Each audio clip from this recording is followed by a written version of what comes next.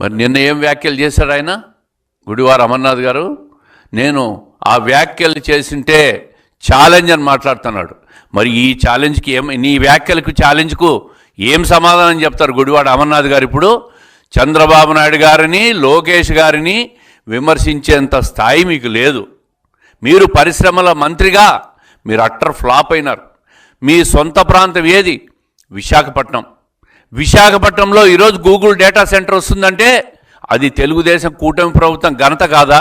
మరి మీరు పరిశ్రమల మంత్రిగా ఉన్నప్పుడు విశాఖపట్నానికి ఏం చేశారు?